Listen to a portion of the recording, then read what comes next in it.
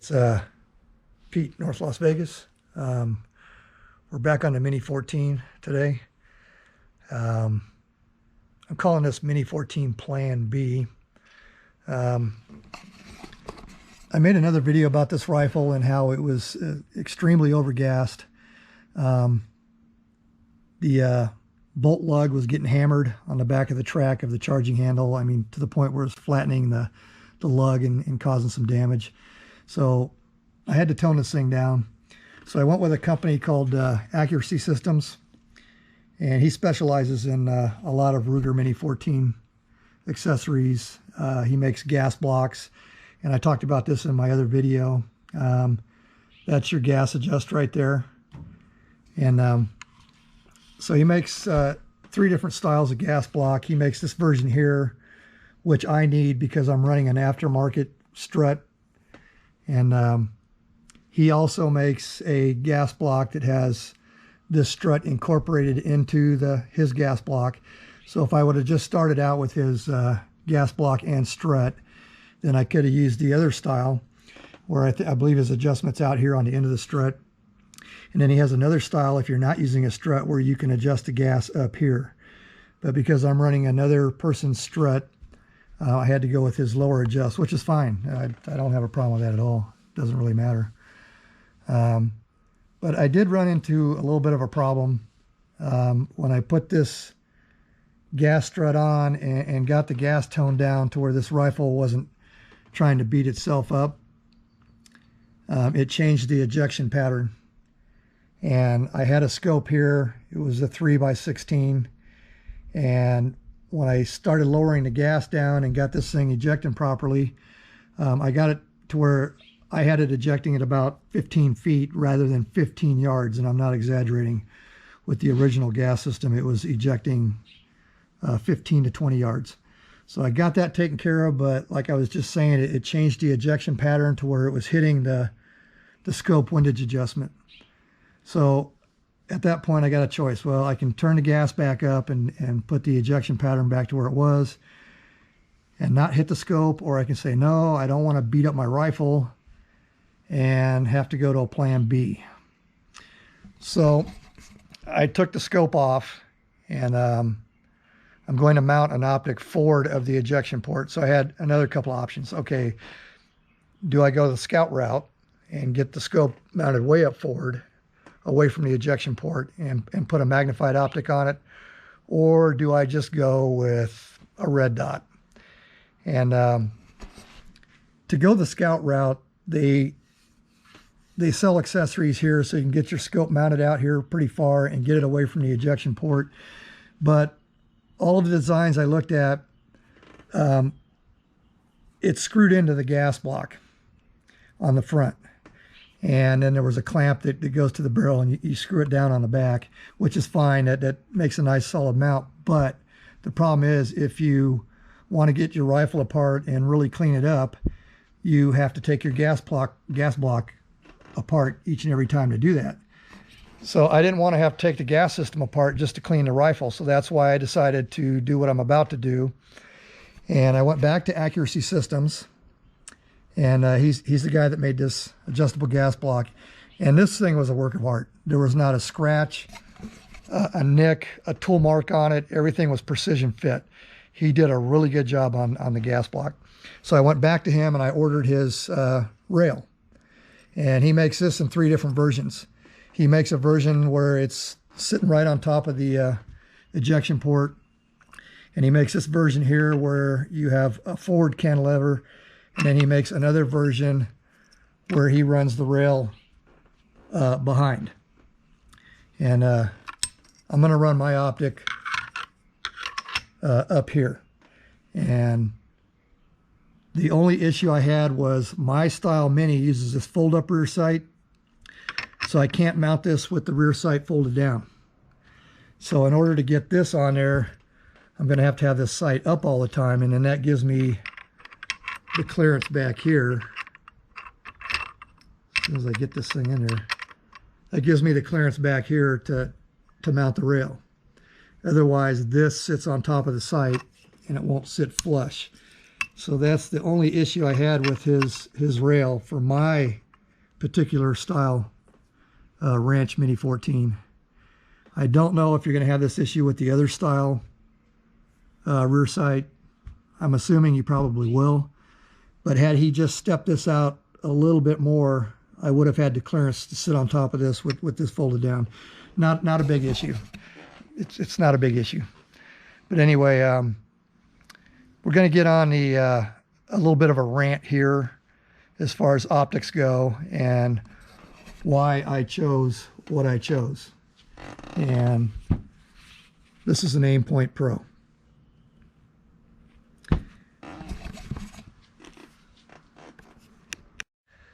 Okay, so I have the Aimpoint mounted on the rail, and I've already looked through it, and it's sitting up pretty high.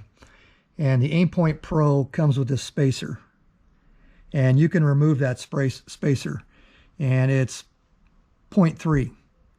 0.3 inches is the height of that spacer, and what that does is it allows you to co-witness with an AR platform. So if you're going to put this optic on an AR flat top, it works out pretty good to co-witness with an A2 front sight. But on the Mini 14, it's sitting up too high, so Aimpoint gives you some shorter screws, and they give you some Allen wrenches. So I'm going to pull that spacer out and mount it on the rifle to get it down a little bit lower. And so now I wanted to get on my my Optic Rant. As far as red dots go, you don't have a whole lot of options out there anymore as far as made in the US.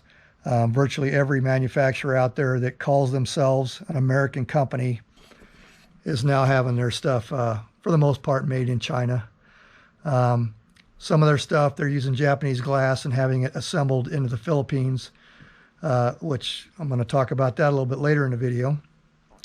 But it's gotten to a point where you really don't have a choice. If you don't want to put made in China on your scope, I got it down to Leupold, their Freedom RDS, Meprolite, which is made in Israel, and their Microdot, which was in my budget and my affordability, and the Aimpoint. So I was kind of looking at Leupold initially because it's made in the US. So they say anyway. Is the thing 100% made in the US, including the glass, the whole thing? I don't know, but they claim it's made in the US. So I started watching a bunch of reviews on it, and most of the reviews weren't too good. Some of the main issues were battery life. Another issue was the mirror chrome-like finish on the front lens, which a lot of people don't like the mirror finish. And from what I can tell looking at videos, I haven't actually looked at one in person, but it looked very, very shiny. It was very much like a mirror. You could probably shave or comb your hair looking in it. The other kind of issue was they built it on a 35 millimeter tube, but yet the glass is much, much smaller in diameter than that. So if you're going to build a 35 millimeter tube, why not put a larger hunk of glass in there so you got a bigger field of view, et cetera, et cetera. One of the reasons I was looking at it was the one MOA dot.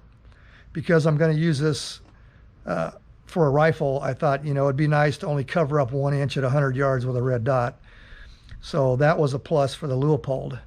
But with some of the bad reviews and the fact that it only has about 1,000 hours of continuous battery life, and what led me away from it was they just happened to put a video up on YouTube, and it's a recent video. It's only been up for a couple of weeks, and it's at full 32, and they were testing the Leupold, and I think about 40-60 rounds into it, the back lens actually fell out of the Leupold. So so much for American made. So maybe that was a one-off event. Maybe that's never happened before with Leupold. I don't know. But if I see a video like that, I mean, what am I supposed to think? So now we're down to Meprolite, made in Israel. And I've had some very good luck with some of their night sights that I use on my pistols. and I believe that they make some quality stuff. The micro red dot was in my price range, but the only thing that kind of led me away from it was it has a 3 MOA dot. And that covers up quite a bit at your target, even at 100 yards. So that their micro red dot is definitely, you know, close quarters designed. And you could probably use it as a backup sight on a rifle if you wanted to shoot close in. But a 3 MOA, even though it was quality, in my opinion, and in my price range, that was kind of a deal breaker. So went back to aim point. And I've never had a problem with aim point. They're a good, solid red dot. I own 2 of them now. So there's the one I put on my carbine, which I already showed in the earlier clip.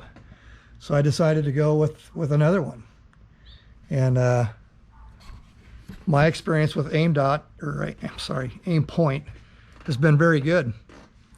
And I bought one of Aim Point's original red dots back in the 90s. And this is their 5000 model. And after 30 years, still works fine. Just change the battery about every 4 or 5 years.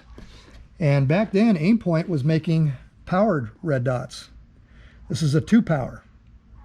So back then, you didn't need a separate magnifier. Now it's fixed 2-power. It's not variable. So you're stuck at 2-power, but hey, why they don't do that now, I don't know. But if you want a powered red dot from Aim Point, you got to buy their magnifier, unless something's recently changed.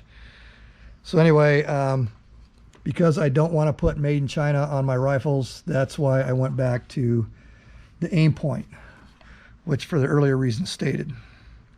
Leupold got bad reviews, and I actually watched a video where it fell apart. Meprolite 3 MOA dot. I want to use this red dot on a rifle and get out to medium range, like maybe 200-300 yards would be probably max for me. But a red dot will work for me at 2 MOA, 200 yards closer. It's not a problem, and I could get out farther. You're just going to lose some accuracy. Okay, in the earlier clip, I also forgot to mention about Leupold is they have a go to sleep and a shake awake function, which on the surface kind of sounds like a good idea, but it may or may not be a good idea depending on the intended use of their red dot.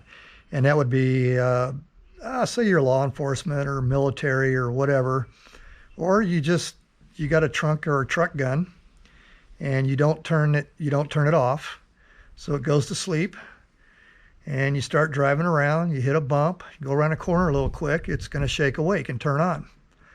So if you got this in a vehicle or a marine application on a boat or whatever, and you're moving the scope around and you don't have it actually turned off, this shake awake feature may not be a good thing for battery life. Okay, so now we're going to get into maybe why a red dot is not the right choice for everybody, regardless of who makes it. And that's people with astigmatism. Now, as I've gotten older, I have some astigmatism. So when I look through the red dot, it's not always a nice round dot anymore. It's either bloomed up, or I see multiple dots, or I don't see a true dot. It could be a check mark or an aberration on the dot. So how do you tell if it's your eyes or if it's a red dot? Well, what you do is you turn this on, you look through here at your red dot, and as you rotate this, if the aberration does not follow the rotation, there's a very, very good chance that it's your eyes, not the red dot. Okay, so that's one way you can tell that maybe you have some astigmatism or there's something going on with your eyes. Another way to do it is look through it with your right eye, and if you see a certain pattern, and then you look at it with your left eye, and the pattern changes, you still may have some type of astigmatism or an imperfection in your eye. not allowing you to see an actual red dot. So that would be a downside to a red dot, is if you have moderate to severe astigmatism. I just have a very mild case of it. I can still easily use the dot and get it on target. It's not that big of a deal. But for other people, it may be. So you may need to go back to more of a reflex type dot or powered optic if you have astigmatism. Okay, I'm a little bit all over the map today, but I'm not gonna redo this whole video just to make it more smooth flowing. We're kind of back to my rant again, and back when I had the scope on here, I was using the Midwest Industries mount, which is a very, very good mount. I really like these mounts. I've got about 5 or 6 of these now, and the machining on them is very, very good. They're always right on the money. But anyway, when I had my original scope on the rifle here, and it was hitting the windage turret, which is kind of what forced me to go to a forward mounted type optic. When I took the scope out of the worn Ruger quick detach rings and then put the scope on this Midwest Industries mount and put it on my AR to get the scope re-leveled, I discovered that the reticle was canted inside of the scope, and it was off a good 4 or 5 degrees. Now, when I set my Ruger up, I think I did notice that, but I thought that maybe it was the rifle lugs. Sometimes the machining on these old Ruger Mini 14s maybe wasn't the best. So at the time I thought maybe the lugs, the mounting lugs were off. So between the Warren Springs and the Midwest Industries, I had the same problem with the scope. So I knew it was the scope. It wasn't the mounts. It wasn't the rifle. So anyway, this particular scope supposedly uses Japanese glass, and it was assembled in the Philippines.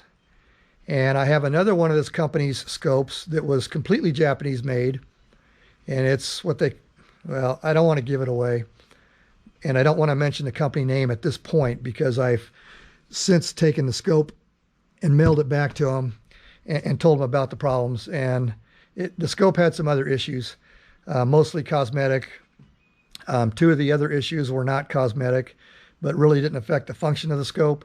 So I'm waiting to see what they do. They've had the scope for about a week now. So we'll see if they are able to repair the scope, or if they're going to replace it, or what they're going to do. So if they end up screwing me over and claiming that there's not a problem with the scope, or whatever else they come up with other than either replacing it or fixing it, I'll do another video, and then we'll talk about who the manufacturer is. It's an American company. They claim to be an American company, but all their scopes are made overseas. So we'll see what they do before I mention them by name. So anyway, I'm going to get the spacer off to aim point and get this thing mounted, and then I'll just do kind of a quick record of the scope actually permanently mounted on the rifle.